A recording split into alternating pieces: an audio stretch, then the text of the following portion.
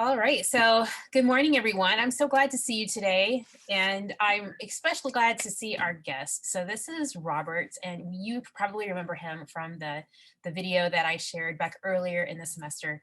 And he's so kind to join us this morning and share some of his interest in the Guidonian hand and all those things. So, Robert, should I just turn it over to you to lead us down your journey? And would you start by telling us how you got interested in this subject specifically? Sure. So I guess, my name is Robert. I use he, him pronouns. It's good to be here today. Thank you, Dr. Floyd, for inviting me.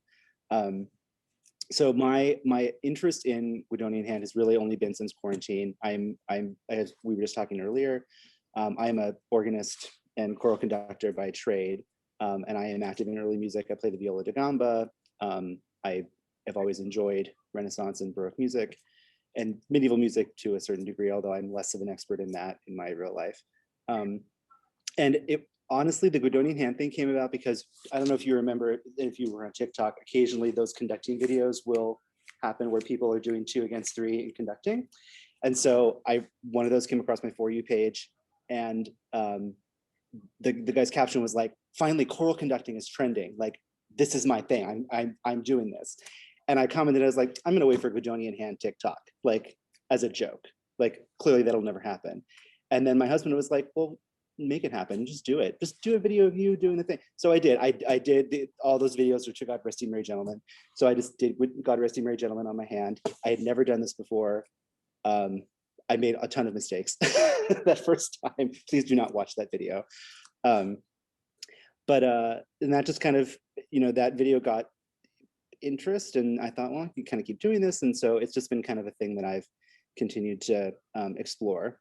I will say that my exploration of it has been primarily through secondary sources. So I have not gone and read the original Latin treatises. I've read Morley's treatise, which is in English. That's the closest to a primary source that I've gotten.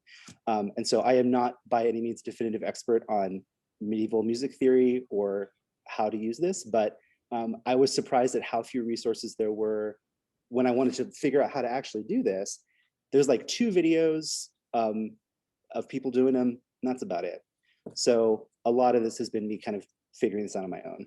Oh, that was my next question, is like, how did you figure out like where to point exactly on this? Yeah, so actually, I'm gonna go ahead and share my screen. I know this is like the most boring part of any Zoom call. It's like watching someone figuring out how to do something very basic. Okay. So you can all see that, right? I hope. Okay. So this is like a typical picture that if you Google Guidonian hand, this is what you're going to see, right? It's a left hand with a bunch of solfege syllables and letters arranged in a particular way. And the reason why, if you look, you'll see, this funny looking thing here, which is a gamma, A, B, C, D, E, F, G. We know that. We know all about the ABCs and everything. And we see re, mi, fa, sol, la. Okay, we see some solfege syllables.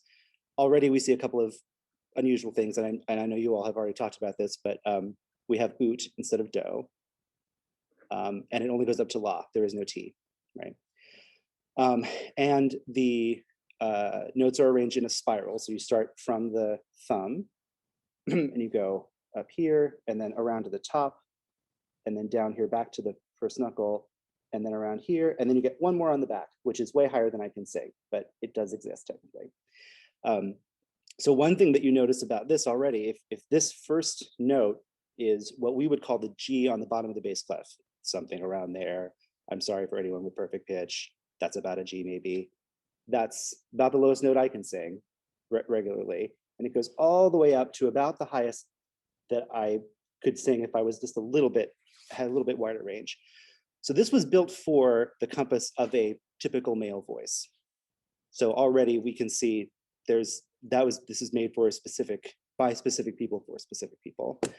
And the syllables that Guido decided, as you know from your earlier work on this, come from a chant.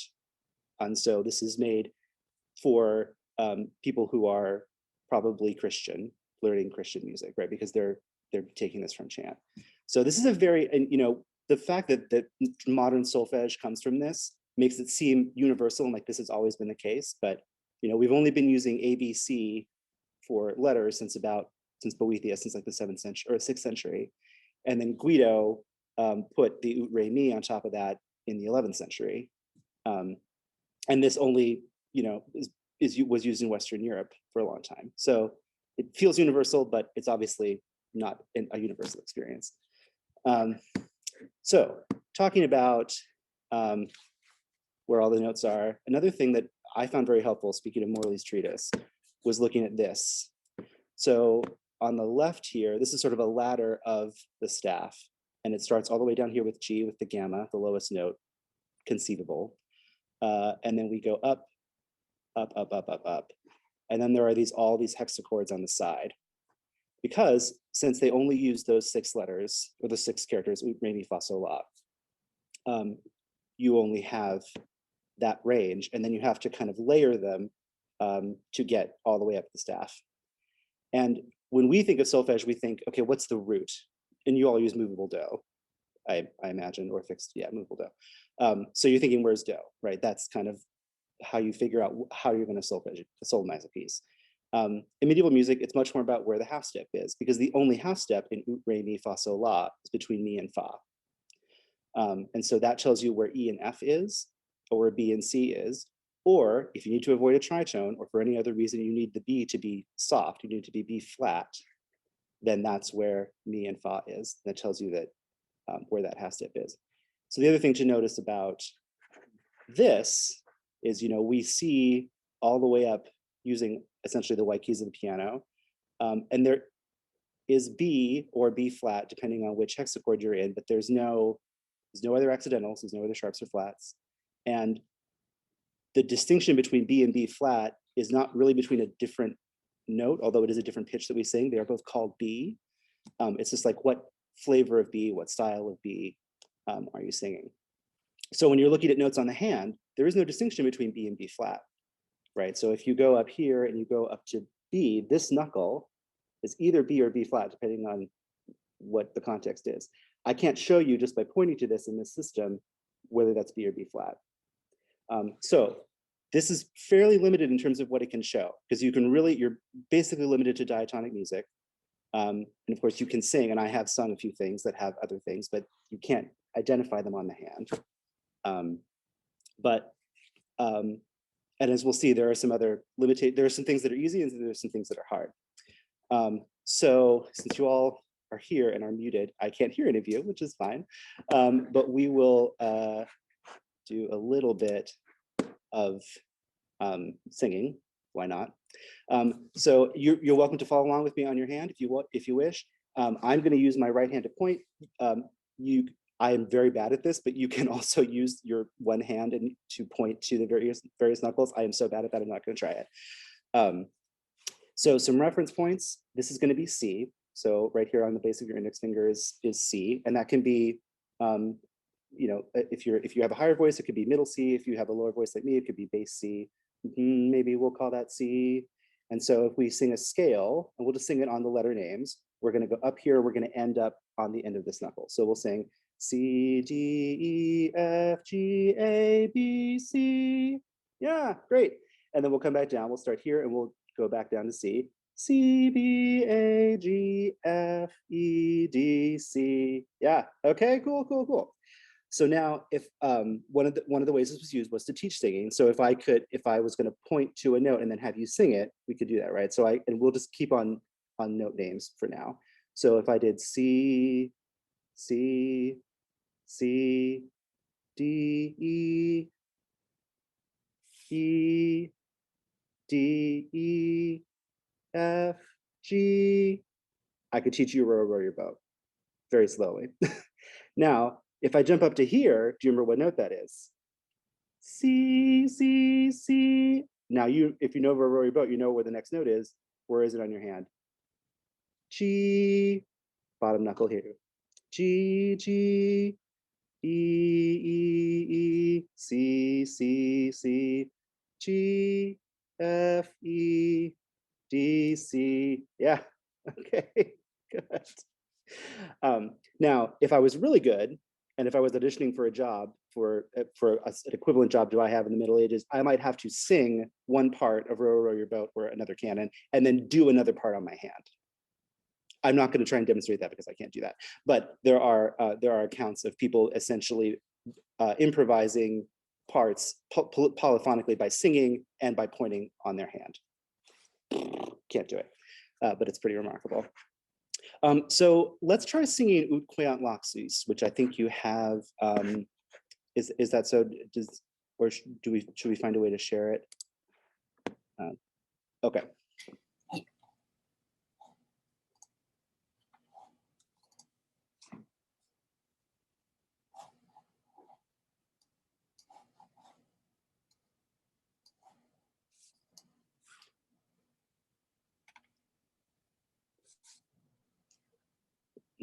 Sorry, my computer's resisting. Oh, it's okay. Oh, no, I'm sorry, Robert. I was just, as it's coming up, I was just going to say that we've had just a little bit of experience singing a melody and then hand signing it in canon. So we can just imagine just enough how difficult that would be as you're describing. Anyway, here it is. Can everybody see this now? Okay. Okay, so as you all know, this is the chant on which Guido chose the mnemonic Ut Re Mi Fa Sol La that he used for his hexachord. And the simple reason is because each little phrase of this starts on one higher note in the scale. The other really nice thing about this chant when you're teaching this is that all of the notes are contained within the compass of that hexachord between C and A, which later in the 12th century, they would call the natural hexachord. So when you're teaching this, you don't have to teach how to mutate hexachords, how to move to a different one on that ladder that I showed earlier, how to kind of shift lanes to get even higher or lower, and just do everything between C and A, right?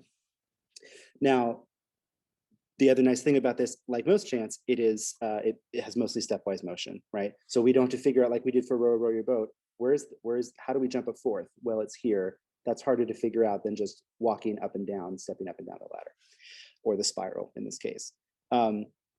So the first thing I want to do is just try it, and no one can hear you, so mispronounce the Latin, pronounce the Latin in German, Latin, or however you want, doesn't matter. We're just going to point to each beginning note of the phrase. So if I'm singing Ut Queant Laxis Resona, we're just going to point to Ut, Re, Mi, Fa, Sol, La in turn, just so we really get clear where those are. I'm going to try and make my hand as big as possible in your tiny screens. Okay, so we'll start here at Ut, and we'll go Ut Queant Laxis Resonare Fibris Mira Gestorum Famuli Tuorum Solve polluti labireatum. And then Sancte Johannes. We don't have C, although eventually they would take C from Sancte Johannes, SJ or SI would become C. Anyway, so now, as you're comfortable, I know it's hard to look at your hand and look at this music at the same time. But if nothing else, you'll know that each phrase is going to start on one higher in a spiral. So let's try singing it really slowly, pointing to each note as we go, keeping in mind that we're going to start here, and we're going to sing the first three are going to be there to there. So from C to D to F. All right, let's try it. Here's Ut, Ut Queant Laxis, Resonare Fibris, Mira Gestorum, Famuli Tuorum, Solve polluti labireatum, Sancte Johannes. Okay, great. And then I have, I know I'm almost out of time. If I could share my screen one more time. I think let's do it. Okay, Just for fun, because I think it's interesting, I wanted to show you Ut Quant Loxis in original chant notation. So in case you ever come across this and you need a crash course in how it works, you see a clef on the side. This is either an F clef or a C clef. In this case, it's an F clef, so that tells you where the F line is. Both clefs, F and C, also tell you where the half step is, because remember, in this music, we're not concerned about where do or ut is, it's more about where the half step is. So this clef is going to show you E, F, there's a half step. Little things like this, you start on the bottom note and you move up. Things like this, you start on the top note and move down. And those always mean that you carry the same syllable through both notes. And the same thing here, you have multiple notes strung together in a ligature. So you're always going to, you think of that as like a slur. You're going to have the same syllable throughout all three. We don't have to sing it again, but I just wanted to show you what this might have looked like in the original notation. So I'm happy to answer your questions if you have any. Again, I am not the definitive expert, but I am happy to answer any questions you have.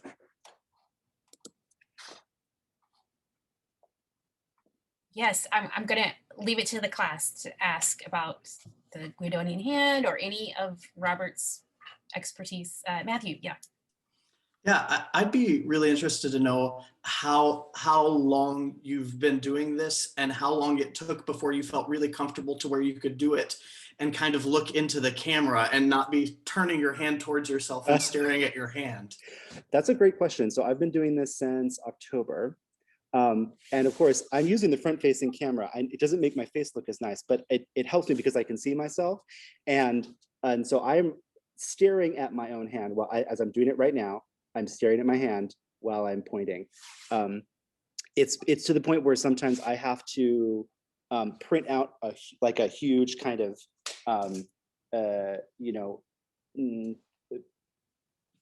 large print edition of a chant and tape it underneath the phone, because the actual chant as it appears on my phone is too small for me to be close enough, and I have to look at my hand while I'm doing it. So I think maybe in another 6 months, I might be able to feel confident not looking at it and knowing where I'm pointing, but now I really rely on being able to see it.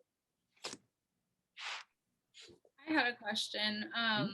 For permutations, like how do you go about doing that? Is that something that you can teach us like in the next 5 or 10 minutes, or is that like a much more in-depth process? Like mutations between different hexachords? Mm-hmm. Yeah, I will try and speak for about 1.5 minutes on it. So, so there are 3 hexachords in the medieval system. There's natural, soft, and hard. And soft and hard has to do with whether the B is flat or not. So natural hexachord starts on starts on C and goes all the way up to A. So there's no B or B flat, so you don't have to worry about it. The soft hexachord starts on F and goes F, G, A, B flat, C, D. So that's a soft B. And then the hard hexachord starts on G and goes G, A, B natural, C, D, E. And that's hard because it's sharp or natural. And dur and moll, if you know about the like Bach B minor mass in H moll, that means hard, and dur is soft, right? So sometimes that system of soft and hard is still used. So say I wanted to sing, I was going to start on C, but I know I needed to go up to B flat here. Trying to think of an example of how would you do that? Oh, okay. Well, so if I'm singing God Rest You Merry Gentlemen, so I know I need to start here on Re. And so I would go Re, Re, La, La, So, Fa, Mi, Re, U, Re, Mi, Fa, So, La, do that again. But then when I go dun, dee, da, dum, I need that B flat. So I need to sing this now as Mi in the soft hexachord. So this was La already, this A. And I'm going to go Mi, Fa, Re, Mi, Fa, So, La. And then here I could either sing Re or La. I'm going to choose to sing La, So, Fa, Re, Mi, Fa, So. Because generally, another treatise that I haven't read because it's in German, but that I have seen summarized, tells you to mutate earlier on the way down and versus on the way up. So if I was going up, I might sing Ut, Re, Mi, Fa, So, re, oh, sorry, mi, fa, sol, la, ut, re, mi, fa, so, mi, fa, sol, la, like that. But on the way down, I might go, la, so, fa, no, yeah, fa, so, fa, mi, re, ut, right? That was not very helpful. I'm sorry, I'm doing this too fast. But essentially, when you know you have to change to a different Hexachord, and you have to change lanes in that ladder to get higher or lower, you are going to try and do it earlier. But sometimes I actually was just having a chant lesson with someone yesterday on Zoom, a random coincidence, and the chant he chose had both B flats and B naturals in it, and I was like, well, okay, this is going to be tough because you're actually going to have to use all 3 hexachords. So sorry, but we'll figure out where to change and where it makes the most sense to stay in one for the longest amount of time. It is very challenging. I mean, I'm not very good at solfege in general, and so that was like, oh no, it's like the worst parts of fixed dough and movable dough at the same time. Okay, well, so I'm sorry, that was not a perfect explanation, but Robert, no. though, I think that's very helpful. That gave us a summary, and to be able to use the God Rest You Merry Gentlemen, like a tune that we know, then to apply it to that principle, I think is actually super. I think that's great. Any other questions for Robert? How did your choir respond when you did this with them? so I've not seen my choir in person, of course, since all this. We haven't even been, we do sing a hymn each week. They send me their stuff. We haven't done any Zoom rehearsals or anything, so I see them, here and there, calling them and stuff, but we haven't been together since I've learned this. So I am kind of curious to try it just as an experiment with them the next time I see him, but I don't know when that will be. So And looking forward to it. yeah, and Jess, did you have a question too earlier, or? Oh, it was actually basically the same thing that Catherine asked. I was curious more about the hexachords. And then, I don't know, Dr. Floyd, if you saw in the chat, but I was just confirming, I guess, more of a question for you. Is this basically the Guidonian version of what we've been doing with the Bach chorales in class and adjusting to the different keys and tonalities? That's exactly what I was thinking when he was explaining that, because when Robert, you were explaining like when you make the change, like we all we have little Bach melodic examples, and I'm helping them like tiptoe on the way to more difficult ones where they have to decide where to modulate, and they could all make different choices and ways to do it that works for them, as long as they get there eventually into that new key. So in fact, we're going to show you some of those things today.